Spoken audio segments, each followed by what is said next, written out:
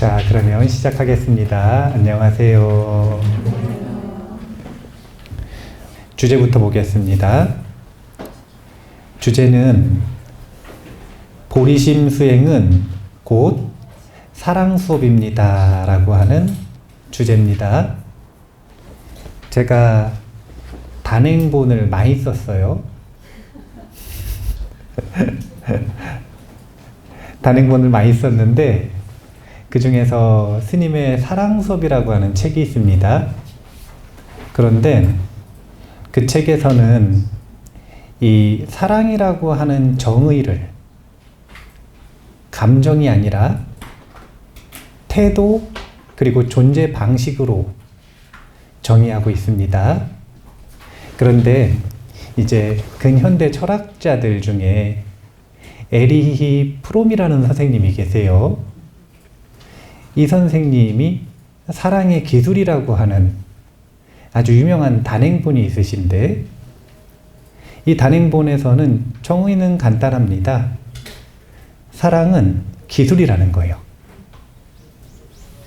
사람들은 사랑을 쉽게 생각해요. 어떻게 생각하냐면 눈 맞으면 사랑하는 줄 알아요.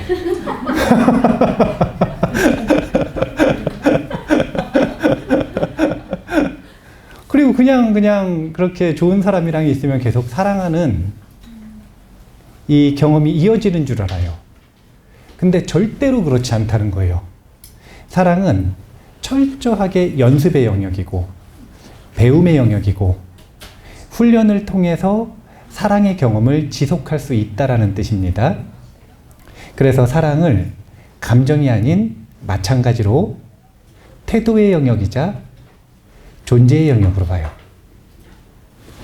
제가 사랑 수업에서 사랑이라고 하는 것을 정의하는 문장으로 좋아하는 문장 중에 하나가 사랑은 두려움에서 완전히 벗어난 상태. 그러니까 사랑은 감정도 아니고 어떤 특정한 행위도 아니고 무엇이냐면 마음 상태인데 자신의 마음이 모든 두려움에서 완전히 벗어나 있는 상태. 이 상태를 사랑의 존재 방식이라고 표현을 하는 거예요. 이 뽀사랭노는 이 두려움으로부터 완전히 벗어나 있는 열린 마음, 보리심을 배우는 수업입니다. 그래서 사랑 수업이에요. 마르틴 붕어라는 종교 철학자가 있대요. 젊을 때 엄청 명상수행을 열심히 하셨대요. 그래가지고 그날도 한 30대 중반쯤 되셨을 텐데 담마홀에서 우리로 치면 담마홀에서 열심히 명상을 하다가 아주 깊은 명상 체험을 해서 지복의 상태에서 밖을 나갔는데 자기를 찾아온 청년이 있는 거예요. 청년이 뭘 질문할 게 있어서 왔대요. 그래가지고 질문을 대충 듣고 자기가 너무 기분이 좋으니까 그냥 선언적인 말투로 이제 법문에는 두 가지가 있거든요. 자신의 의식 상태를 그대로 보여주는 선언적인 법문과 상대방의 근기를 고려해서 그의 의문을 풀어주는 법문이 있어요. 근데 선언적인 말투로 너무 쉽게 대답을 한 거예요. 별로 문제의식이 없었는데 문제의식을 가지게 된 사건이 생겼어요. 그게 뭐였냐면 그 청년이 전쟁터에 나가기 직전이었는데 전쟁터에 나가야 할지 말아야 할지부터 시작해서 어떻게 해야 할지가 사실은 궁금해서 온 거예요. 근데 질문을 한 그분이 너무 이 비현실적인 이야기를 하니까 그냥 답변을 듣는 둥 마는 둥 하고 전쟁터에 나가서 죽은 거예요. 뭔가 문제의식을 가지기 시작한 거예요. 어떤 문제의식을 가졌냐면 내가 아무리 행복해도 내가 아무리 지복을 누려도 이것이 다른 사람들에게 전혀 도움이 되지 않는다면 이 현실에서 동떨어진 철학과 행복감은 무슨 소용인가? 그래서 그런 문제의식들이 묻어있는 저작이 너와 나인가 나와 너인가 그런 저작일 거예요. 이 부모 선생님은 존재를 바라보는 관점을 두 가지로 딱 구분을 합니다. 사람을 바라볼 때 사람이 나와 그것으로 바라보는 경우가 있고 나와 너로 바라보는 경우가 있대요. 수많은 사람들이 사람을 그것으로 바라본답니다. 그래서 사람으로 대해주지 않는 거예요. 사랑을 주지 않는 거죠. 주고받지 않는 거죠. 그냥 세계로 바라보고 대상으로 바라보고 그것으로 바라본답니다. 물론 명상수행을 할 때는 대상을 그 존재가 사람이든 동물이든 유정물이든 무정물이든 대상으로 바라보는 연습을 하기는 해요. 근데 이것과는 다른 결이죠. 뭐냐면 자신의 욕심에 얼빠져서 대상을 사람으로 보는 게 아니라 그것을 보는 거죠. 이런 상태에서는 서로 간에 사랑을 할 수 없다는 거예요. 자비심이 생길 수가 없다는 겁니다. 사람을 사람으로 바라보는 수업이 바로 이 보리심 수행, 보리심 수업, 입보살행론, 사랑 수업이다. 이렇게 생각을 하시고 오늘 한번 시작해 볼게요. 복습이라고 했는데요. 여러 가지 복습들 중에 과제가 있었어요. 첫 번째가 목차 외우기. 다 하셨을 거라고 생각을 하고 검사는 안 하겠습니다. 두 번째가 수행의 처음부터 끝까지 꼭 필요한 정사유명상 주제 4가지를 제가 소개해 드렸어요. 4가지 정사유명상. 첫째가 희유하고 소중한 인간 삶의 여가와 기회. 둘째가 죽음과 무상. 셋째가 윤회계의 불만족스러운 본질. 넷째가 카르마의 법칙. 이 4가지 수행 주제는 우리의 마음을 단단하게 굳어있는 상태에서 유연하게 만들어주고 아주 좁게 인색한 마음, 닫힌 마음을 열어주는 역할을 합니다. 그래서 마음의 토지를 좋게 만든다. 그래서 수행을 시작할 때부터 끝날 때까지 항상 반복해서 사유하는 주제가 되어야 한다 라고 하는 것 때문에 제목 정도는 일단 무조건 기억하시라고 과제로 내드렸죠. 그럼 기억나세요? 네. 이게 복습하는 내용이고 오늘은 여기에 더해서 우리가 보리심을 지녀야 하는 이유에 대해서 보리심 명상 하나 간단하게 소개해드리고 본문으로 들어가도록 하겠습니다. 자, 보리심 명상도 오늘의 첫 번째 과제예요. 6가지 생각인데 이 6가지 생각을 이 문장으로 잘 기억을 해 두시면 됩니다. 자, 첫 번째는 가설로 시작합니다. 여기 계시는 분들은 전생 기억하세요? 기억 못하면 전생이 있었다는 걸 증명하신 거예요? 못하신 거예요?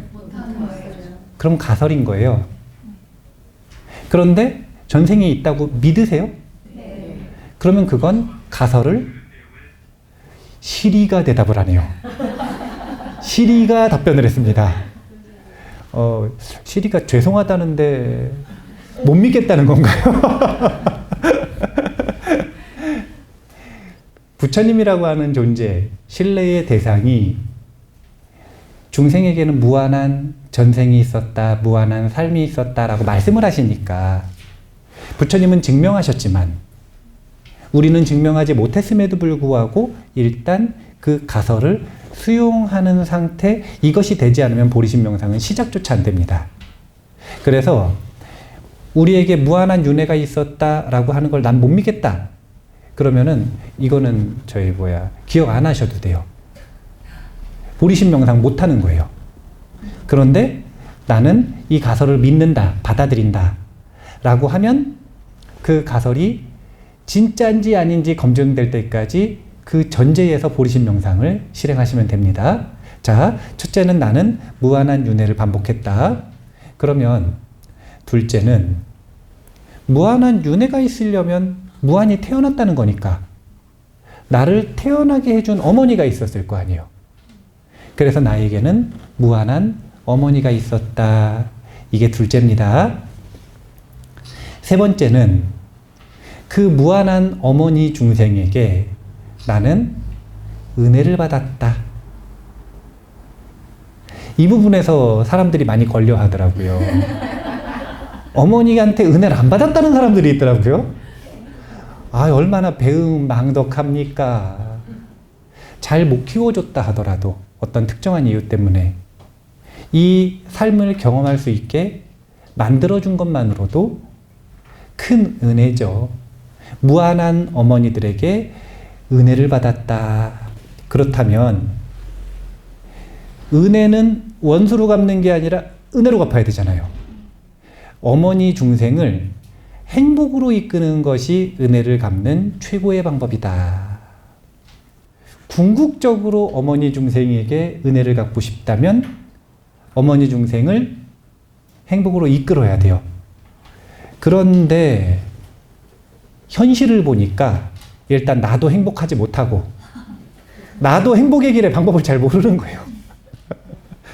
그러니까 장님이 장님을 이끌 수가 없으니까 그래서 여섯 번째, 내가 먼저 행복을 배우고 아는 만큼 어머니 중생을 반드시 행복으로 이끌겠다. 내가 먼저 행복을 배우고 상구보리, 아는 만큼 어머니 중생을 반드시 행복으로 이끌겠다. 하와 중생. 그래서 이 여섯 가지 논리 구조, 첫 번째 무한한 윤회가 있었다라고 하는 가설에서 시작되는 이 논리 구조를 완전히 나의 시냅스로 연결해낼 때, 생각끼리 연결되고 그 신경따발이 굵어질 때, 이것은 나의 가치관으로 받아들여질 때, 그때 보리심은 마르지 않는 샘처럼 내 마음에서 사라지지 않을 것이다. 그래서 네 가지 사유명상과 더불어서 하나 더, 보리심 명상. 이것도 아주 중요한 사유명상 주제입니다. 이거는 다음 주에 숙제 검사를 해볼 거예요. 외우셨는지 못 외우셨는지 한 명을 딱 집어서 한 명이었으면 다 외운 거예요. 자, 1장으로 들어가기 전에 한번 이 내용을 짚어보겠습니다. 이 내용을 짚어보는 이유는 우리의 현 상황을 보는 건데요. 배우는 사람에게는 배우는 사람으로서의 태도가 있다고 합니다. 그런데 누구는 하나를 배우면 하나를 알고, 누구는 하나를 배우면 열을 알아요. 근데 누구는 열을 배워도 하나도 몰라요. 학습 능력에서 너무 차이가 큰 거예요. 저는 머리가 나빠서 그래요. 그것만이 원인이 아닙니다. 오늘 제가 왜 도대체 배움의 효율이 그렇게 많이 다른가? 마음가짐이 어떻게 다른 것인가? 이 중생의 현실태를 제일 먼저 이야기를 해보려고 그래요. 마음은 가장 간단하게 요약할 때 3단 구조로 되어 있다. 이렇게 보시면 됩니다. 가장 간단하게 단순화시킨 겁니다. 첫 번째가 의식, 두 번째가 무의식, 그리고 세 번째가 본성입니다. 이걸 불교계에서는 불성이라고 하고 이웃 종교에서는 신성이라고 그래요. 마음의 본성. 그런데 이게 아주 묘한 상호 간의 억압 구조를 가지고 있어요.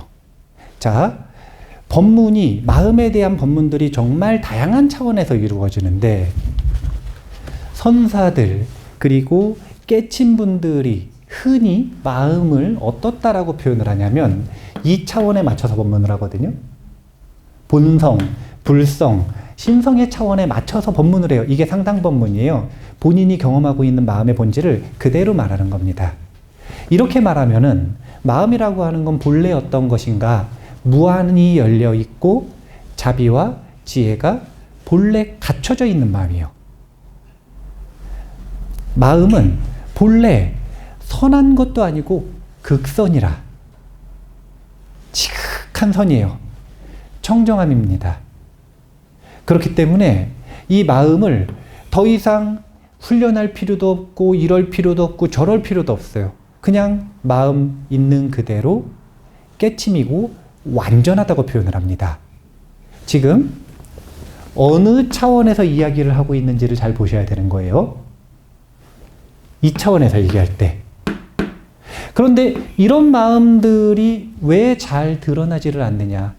원래 마음이 청정한데, 원래 마음이 지혜로운데, 원래 마음이 자비로운데 왜 이런 마음이 잘 드러나지 않느냐? 이 무의식에 의해서 가려졌다 이렇게 표현을 합니다.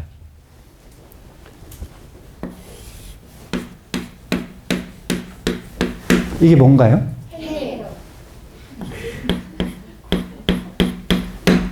이게 누구예요? 나죠. 네. 근데 내가 하늘을 딱 보면은 눈이 멀 것처럼 태양이 잘 보여야 돼요. 그죠? 네. 그런데 여기 이렇게 칠흑같이 먹구름이 껴버렸어요. 그러면 완전 차단돼 가지고 나한테는 태양이 경험되지 않습니다. 그러면 태양이 사라진 거예요? 내가 못 보는 거예요? 이게 지금 마음의 구조인 거예요. 마음의 본성은 태양과 같다. 원래 밝게 빛난다는 거예요. 그런데 무의식에 억압되어 있는 이 먹구름이 태양을 보지 못하도록 1번 가린다. 첫 번째 억압 구조예요. 그런데 또 재밌는 건 이 무의식은 그래서 어떤 내용으로 이루어져 있는가? 자, 무의식이라는 게 뭔 줄 아셔야 되는데, 무의식은 제가 제일 좋아하는 단어는 원래 무의식은 의식되지 않은 마음이에요. 근데 요즘에 조금 바꿨어요. 책을 읽다 보니까 더 좋은 표현이 있더라고요. 무의식은 망각된 마음이라고 표현합니다. 무의식은 망각된 마음. 망각했다 그래서 여기 있던 정보가 밖으로 빠져나가서 어디로 버려지는 게 아니라 무의식에 처박아 놓는 거죠.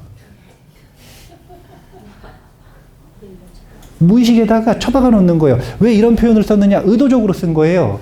무의식은 쓰레기통이라. 가장 중요한 역할 중에 하나예요. 우리가 미치지 않고 살려면, 우리가 좀 교양 있는 척하고 살려면 쓰레기통이 반드시 필요하거든요. 마음의 쓰레기통이 반드시 필요해요. 우리의 마음에는, 자, 아까 전생이 있다고 생각하신다 그랬어요? 없다고 생각하신다 그랬어요? 근데 부처님은 한두 번 있는 게 아니라 무한히 있다 그랬거든요. 그러면 그 무한한 세월 동안 악업을 우리는 얼만큼 지었을까요? 네, 그래서 수미산만큼 지었다 이렇게 표현해요. 해결 안 된 갚지 못한 악업이 수미산처럼 쌓여 있다. 그러니까 이게 지금 악업이라. 그러면 악업만 그래요? 선업도 그래요? 물론 선업도 수미산처럼 쌓여 있어요. 하지만 중요한 건 우리는 선업은 결과물이 행복이거든요. 행복감. 그러면 찾아먹고 싶어요? 숨기고 싶어요? 그래서 이거는 엄청 찾아먹어. 찾아먹을 수 있는 건 재빨리 다 찾아먹어요. 악업은 불안과 고통을 불러오거든요. 그럼 이거는 숨기고 싶고 피하고 싶고 직면하기 싫죠. 그래가지고 끊임없이 드러나는 것들을 쓰레기통에다 숨기는 겁니다. 우리의 의식이 우리가 미치지 않도록 만들기 위해, 우리가 이 사회에 적응해서 살게 하도록 하기 위해 끊임없이 일어나는 이 악업들을 무의식에 숨기고 있다. 이런 구조라고 보시면 돼요. 그래서 무의식에는 뭐가 그득하냐면 탐, 진, 치가 가득해요. 무의식에는. 특히 아까도 이야기했지만 탐진치만 있어요? 여기에는 선업도 있어요. 선업도 있어요. 근데 이거는 조건만 만들어지면 금방 찾아먹어요. 어떻게든 찾아먹으려고 노력을 해요, 이거를. 그런데 탐진치가 드러나려고 그러면 억눌러요, 직면해가지고 소화시켜요. 그러니까 처음에 윗바사나 수행을 하잖아요. 다들 죽으려고 그래요.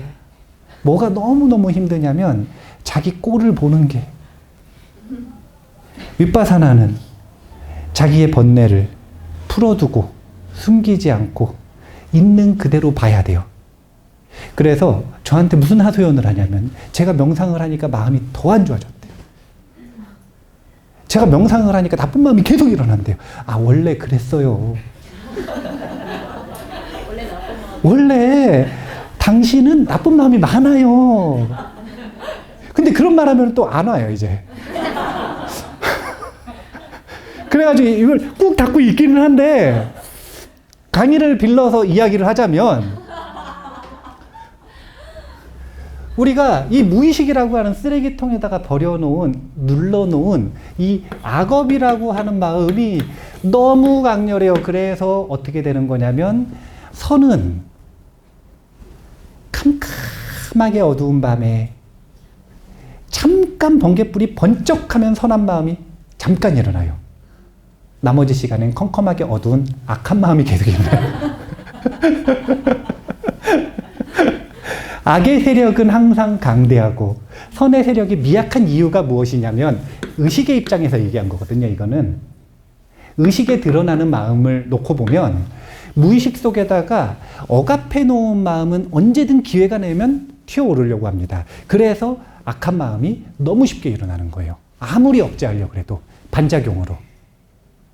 선한 마음은 다 찾아먹어가지고 사실은 찾을 수 있는 것들은 웬만한 건 다 소진이 됐어요.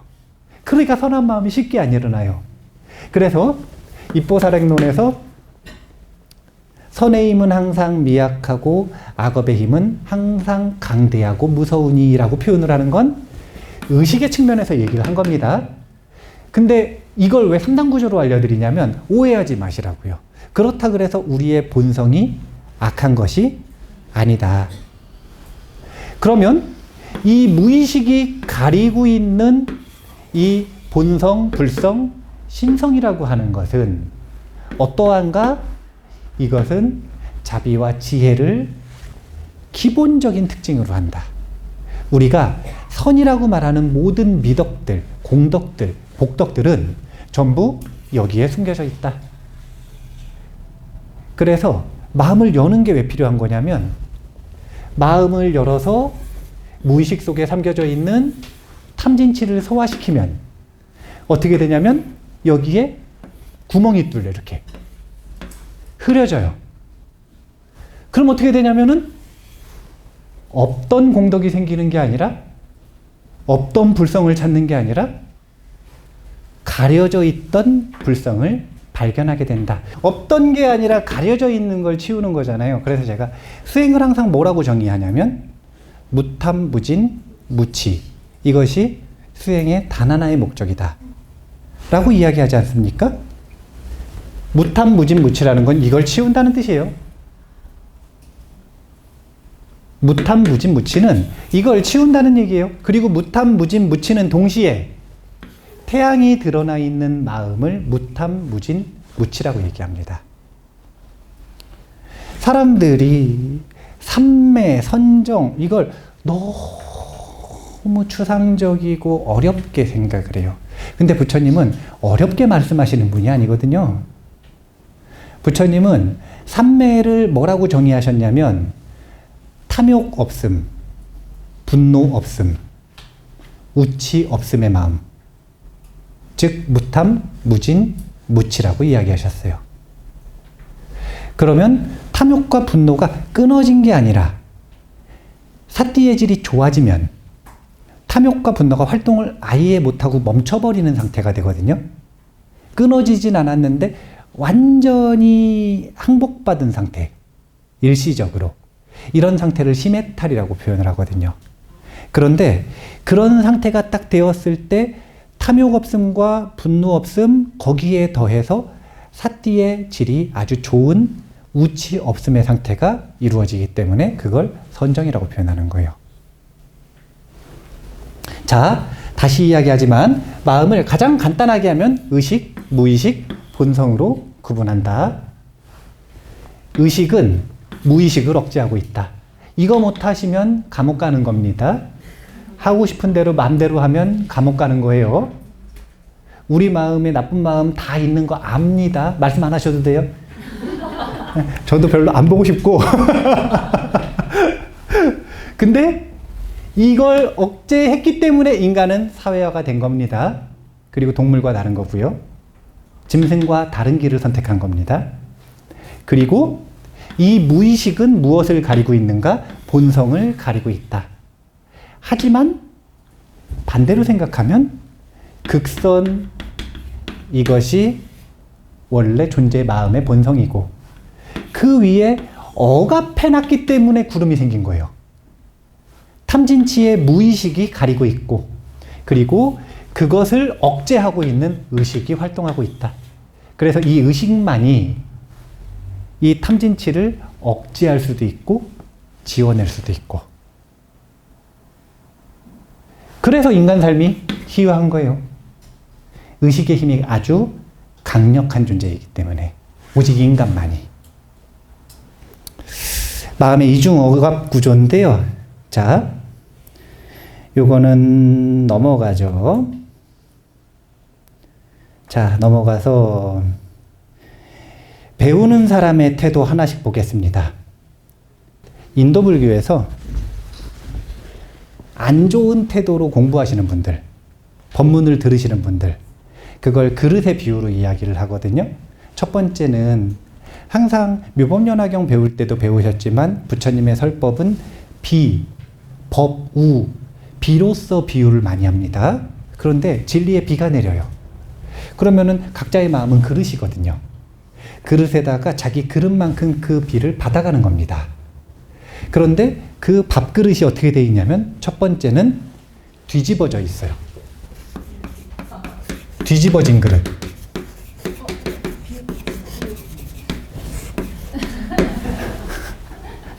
아유, 뒤집어진 그릇 첫 번째.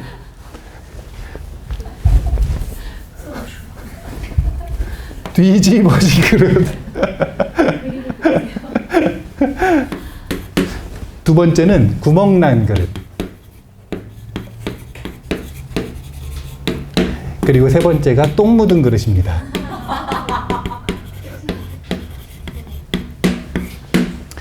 이 세 가지는 각자 마음 상태, 올바르지 않은 마음 상태를 비유하고 있습니다. 첫 번째 뒤집어진 그릇은 논전에서는 뭐라고 표현을 하냐면요. 이렇게 표현을 합니다. 그의 주의력이 귀에 있지 않고 다른 데가 있다라고 표현을 해요. 법문을 들으면 자신의 삿대를 어디다 둬야 돼요? 소리를 일단 듣는 데다 둬야 될 거잖아요. 그 의미를 헤아린 데다 두지 마시고 일단 들어야지 의미를 헤아릴 거 아니에요. 일단 정확하게 들어야 될 거 아닙니까? 그래가지고 일단 귀에서 시작해서 머리로 연결되는 이 부분에다가 물리적으로 놓는다면 삿띠를 둬야겠죠. 그런데 이 뒤집어진 그릇은 얼빠졌다고 표현하는데 얼빠졌다는 표현을 제가 되게 좋아해요. 얼빠졌다는 건 무슨 뜻이냐면 이게 지금 뭐예요? 나죠.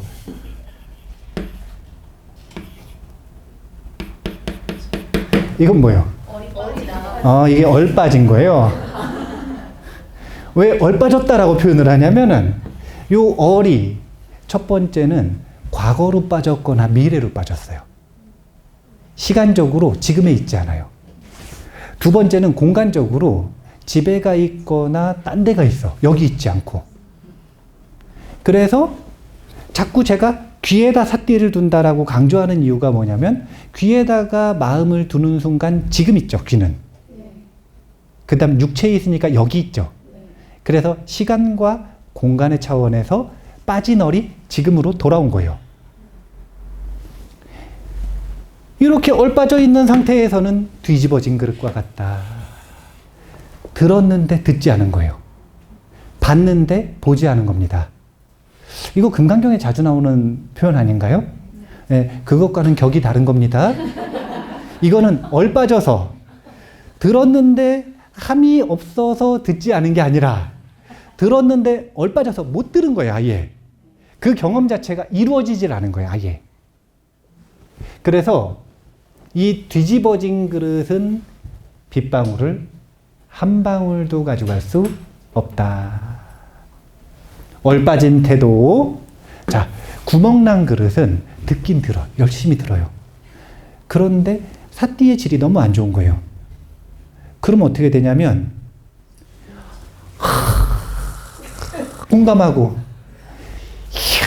환희가 생기고 그랬다가 내가 진짜 꼭 이렇게 살아야겠다 하고 문을 열고 나가는데 잊어버렸어요. 그러니까 이 구멍난 그릇은 사실은 뭐 치매 이런 것도 여기에 해당돼요. 그리고 단기적으로는 뭐 건망증 이런 것들도 해당이 됩니다. 이 치매 이런 것들은 육체적으로 문제가 있는 거잖아요. 건망증은 그냥 사띠의 질이 안 좋은 거예요. 그래서 이렇게 사띠의 질이 좋지 않아서 들어가긴 들어가는데 구멍으로 계속 새. 구멍이 얼마나 작으냐에 따라서 새는 속도는 다르지만 장기기억으로 연결되지 않고 장기기억으로 연결되지 않으니까 삶으로 연결되지 않고 그냥 인스턴트로 증발해버리는 배움. 이런 것들을 구멍난 그릇이라고 얘기합니다. 똥 묻은 그릇이 있어요. 수많은 사람들이 이 오류를 범합니다. 이거는 첫 번째 오만한 경우가 있어요. 오만한 경우는 그렇습니다. 제가 수 없는 사람들, 단체들 앞에서 법문을 해보지 않습니까? 꼭 그런 집단이 있어요. 얼마나 잘하는지 해봐라. 그런 집단이 있어요. 그런 특징을 가지고 있는 집단들이 있어요. 집단 특징이거든요. 이런 게 똥 묻은 그릇이에요. 첫 번째. 그 다음 두 번째 똥 묻은 그릇이 또 있어요. 그건 뭐냐면 불교를 공부하는 방법 자체를 사실 잘 모르는 거예요. 불교에는 수많은 정의들이 있습니다. 수많은 단어의 정의들이 있는데 이 정의를 불교 사전에서 안 찾고 자꾸 국어 사전에서 찾는 분들이 있어요. 정의가 다른데 정의를 완전히 다르게 쓰는데 심지어는 안 찾는 분들도 있어요. 이건 뭐냐면 나의 사전에서 찾는 거죠.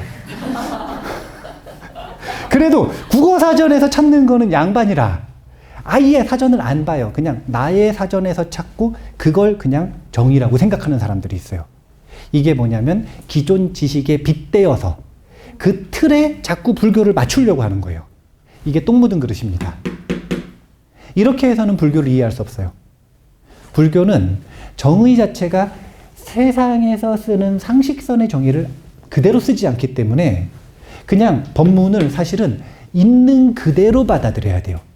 빗대어서 받아들이는 게 아니라 있는 그대로 못 받아들이고 오염된 걸 묻히니까 똥 묻은 그릇이라고 표현을 하는 겁니다. 담기긴 담겨요. 뭐가 담기냐면 똥물이 담겨요. 세 가지 잘못된 태도입니다. 그러면 병자의 비유는 무엇이냐? 저 세 가지 잘못된 태도를 바꿔주는 약입니다. 자, 첫 번째는 자기 자신을 환자라고 생각해야 한다. 나는 환자. 그러면 스승과 멘토는 뭐라고 생각을 해야 되냐면 의사다. 가능하면 의왕으로 바라본다. 이렇게 표현을 해요. 세 번째, 가르침은 처방전이고 약이다. 이렇게 표현을 합니다. 그리고 배운 걸 실천하는 것이 바로 치료의 과정이다. 이렇게 각각의 대상을 상징화해서 바라보는 거예요. 그런데 나를 환자로 바라본다. 없는 얘기라는 건가요? 이거 없는 얘기요? 질병은 3단 질병이 있어요. 3단 질병. 심임성 질환이라는 게 무슨 뜻이냐면 정신적인 스트레스들이 정신의 안 좋은 상태가 무엇에 영향을 미친다는 거냐면 육체의 질병 상태에 영향을 미친다는 거죠. 근데 또 요즘에는 반대도 연구를 많이 합니다. 육체적인 안 좋은 상태가 정신병을 만든다라고 하는. 그래서 이 둘은 상호 의존적이에요. 자, 우리가 일반적으로 질병이라고 얘기하는 건 육체의 기능 저하가 생기거나 아니면 통증이 생기거나 이러면 특정 수준을 넘어갔을 때 정의에 따라 어떤 질병이라고 이름을 붙여줍니다. 정신도 마찬가지예요. 기능 저하, 통증, 정신의 고통들이 일어날 때 이 두 가지를 질병이라고 하고 정신병이라고 하죠. 그런데 이 질병과 정신병의 기준에서는 건강한 사람이 있어요. 하지만 부처님은 중생 전부를 통틀어서 뭐라고 그러셨냐면 신병 환자라고 그러셨어요. 이 신병은 마음 심자를 쓰지만 정신병하고 다른 겁니다. 불교에서 마음 심자는 경험의 바탕을 얘기하는 겁니다. 정신 활동이 이루어지는 무대. 이걸 마음 심자를 써요. 그러면 이 정신은 뭐라고 하냐면 심소라고 합니다. 마음에 소속된 마음 작용들. 그래서 이 마음 작용에 문제가 생긴 걸 정신병. 이 마음 자체가 드러나지 못하는 상황. 이 상황을 신병이라고 하는 거예요. 그럼 이 신병의 주요 원인이 무엇이겠어요? 삼독심, 탐집치겠죠? 자, 중생은 원래 환자예요. 여기서 나를 환자로 바라봐야 된다. 이거는 비유하자는 게 아니라 있는 그대로의 현상적 고통을 인정하는 고성제적인 제안입니다. 고성제의 관점에서 볼 때 중생은 환자예요. 탐진치에 물들어 있는 환자입니다. 물만 들어있나요? 지배당하고 있는 환자입니다. 그래서 이 근본에 대한 신병에서 벗어나고 싶으면 의사, 의왕이신 스승과 멘토에 의지하고 그 처방전과 약을 가르침으로 삼고 그리고 그대로 실천해서 삶을 개선하면 탐진치로부터 요만큼이라도 벗어날 수 있다. 육바라밀의 부족에 대한 배우는 사람의 태도도 있습니다. 아주 간단하게 설명하면 자, 법문을 듣는 건 보살에게 있어서는 행보리심의 실천이거든요. 그래서 법문을 들을 때 육바라밀의 요소를 항상 갖출 필요가 있어요. 첫 번째 보시바라밀은 법문을 듣는 장소에 아주 청정한 공약물과 아름다운 장엄 이런 걸 하는 겁니다. 옛 스승들은 법문을 하시는 자리에서 앉았다가 1시간 동안 아무 말씀도 안 하시고 그냥 나가시는 경우가 있었어요. 인내심이 있으신 거예요.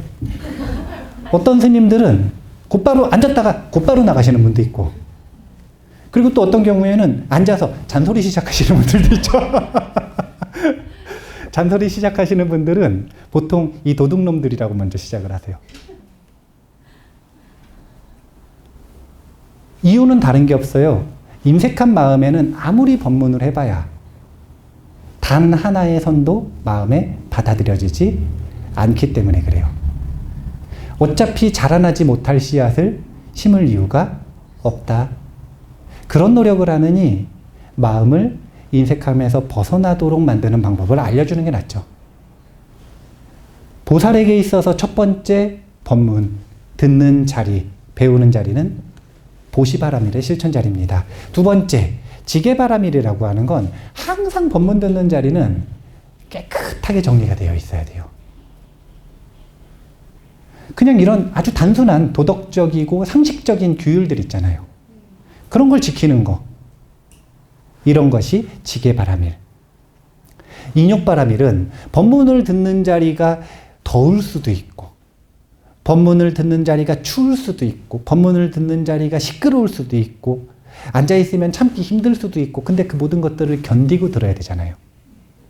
그걸 인욕바라밀이라고 하고, 그 다음 법문을 들을 때 올바로 듣기 위해서 자신의 마음을 집중하고 노력하는 걸 정진바라밀, 마음을 청중하게 집중된 상태로 유지하는 걸 선정바라밀, 그리고 있는 그대로를 꿰뚫어 봐서 자신의 개선할 점을 찾고 지혜를 증장시키기 위한 노력하는 걸 반야바라밀, 지혜바라밀이라고 표현을 합니다.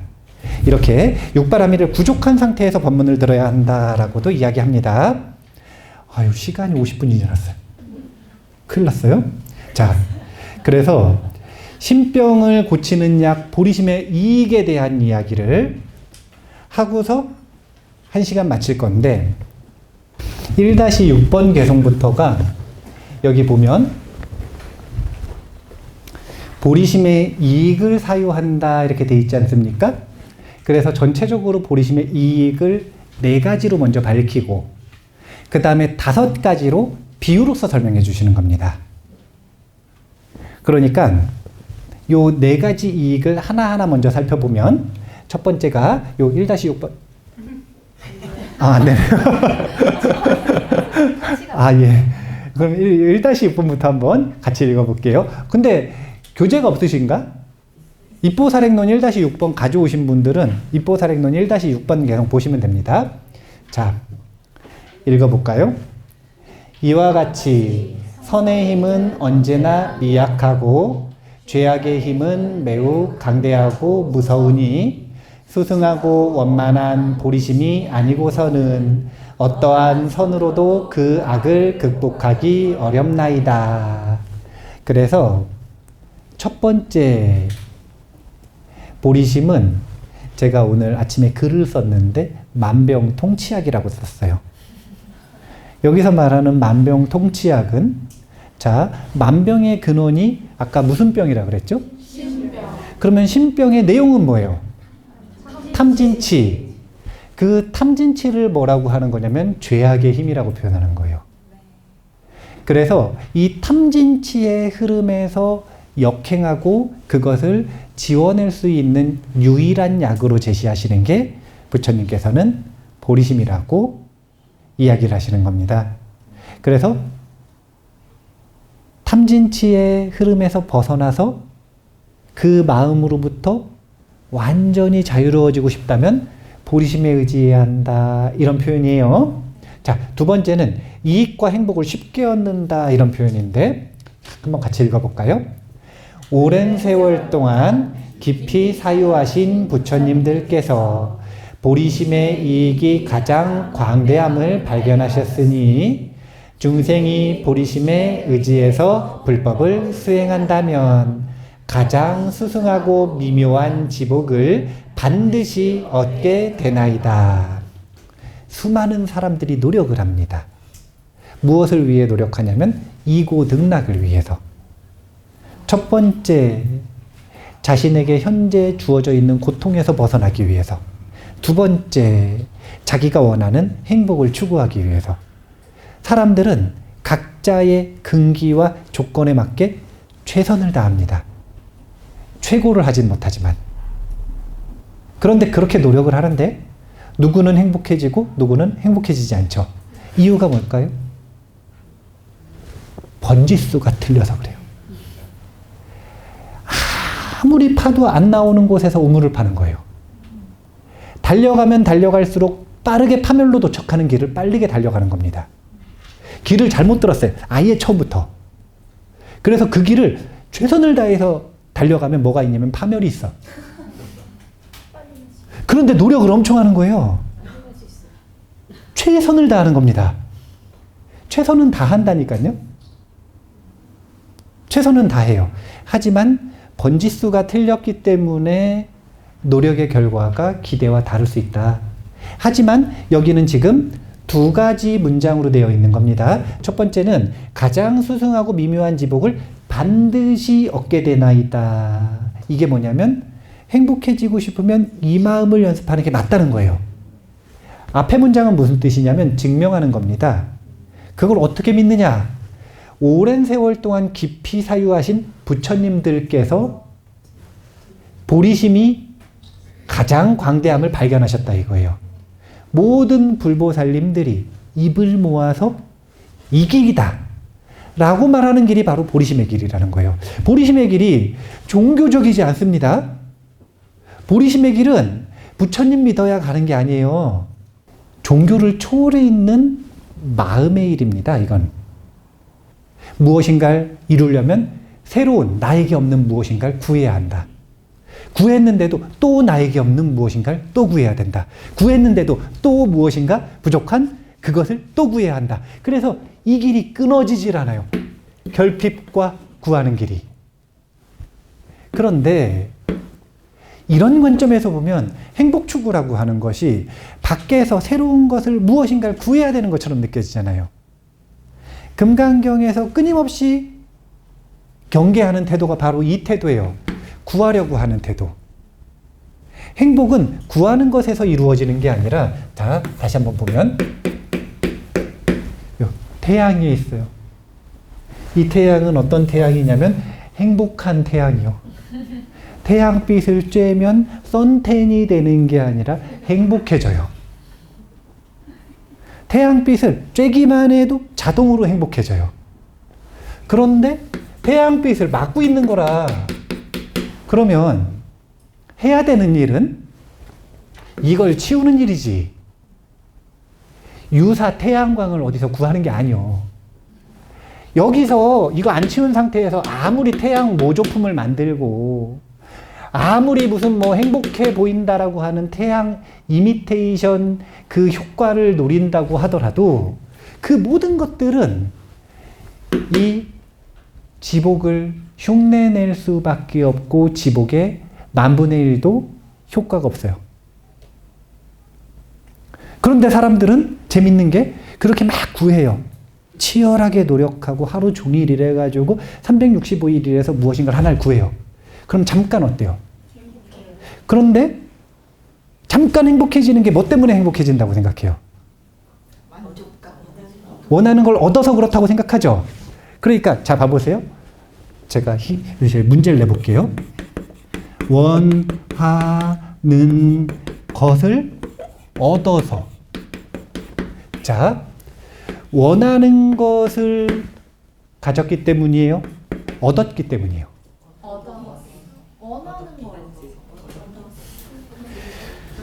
자, 어디에 초점이 맞춰져 있냐면 이걸 반드시 가져야 된다고 생각을 하는 거예요. 그래서 그걸 가졌기 때문에 행복한 줄 알아요. 근데 그 잠깐의 행복감은 왜 생기는 거냐면 탐욕이 기승을 부리다가 이걸 얻는 순간 그거에 사실은 무엇이든 상관없이 이 탐욕이 갈 길을 순간적으로 잃어요. 그걸 얻으면. 그럼 어떻게 되냐면은 구름이 잠깐 열려. 그래서 잠깐 열려서 행복감이 나왔다가 그러면 그 다음에 바로 어떻게 되냐면 열심히 노력해가지고 우승 트로피를 딱 받으면 우승 트로피를 딱 받았을 때 잠깐 행복하다가 다음에는 뭘 얻어야 하지 하고 내 탐욕이 딴 데로 간단 말이에요. 그럼 다시 다치는 거예요. 이렇게. 탐욕이 또 기승을 부리니까.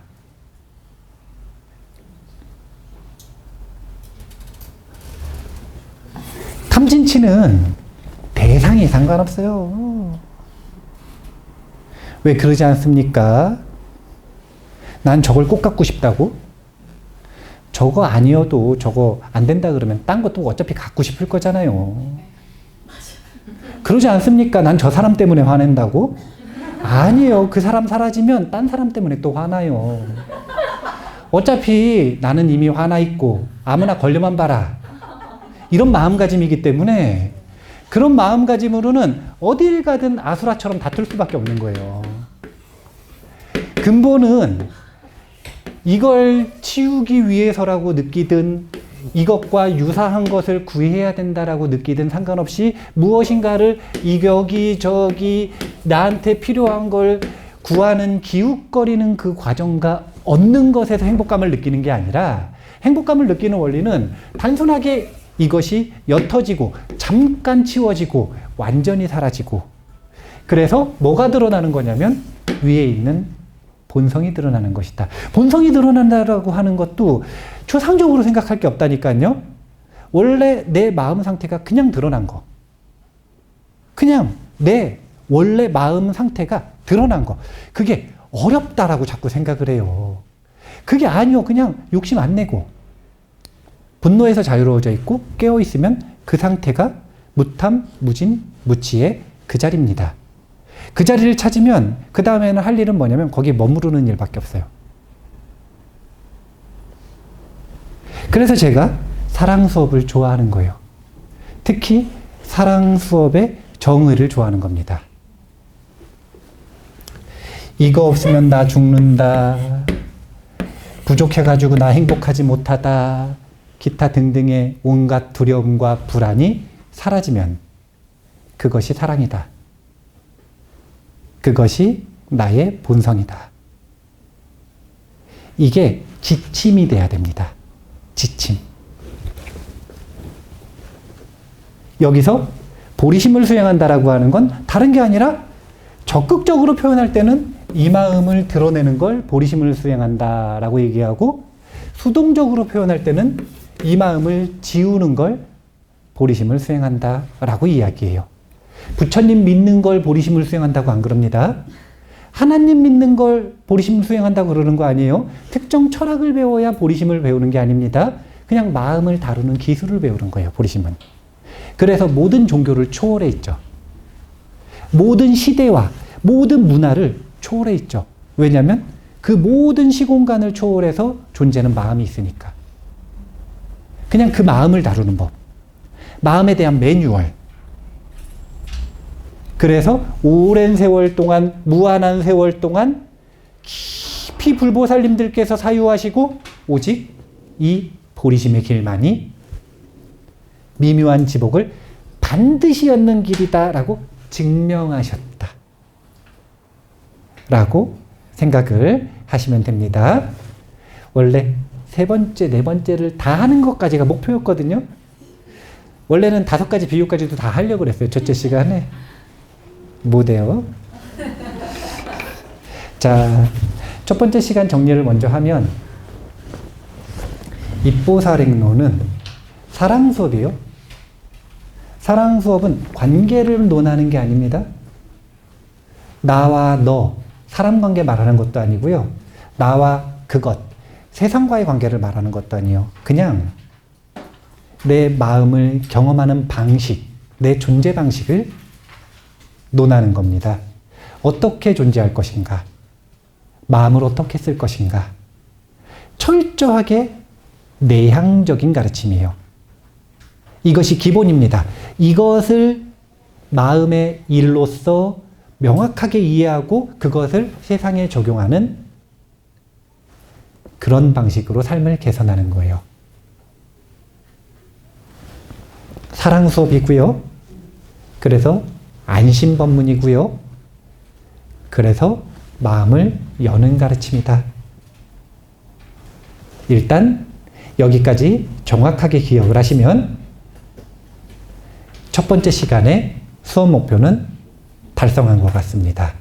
자, 그러면 두 번째 시간에는 그래서 보리심이라고 하는 마음이 비유하면 어떤 마음인지,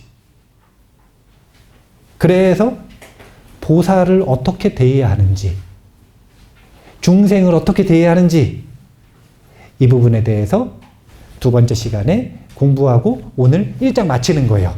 자, 그러면 첫 번째 시간 마무리하겠습니다. 감사합니다.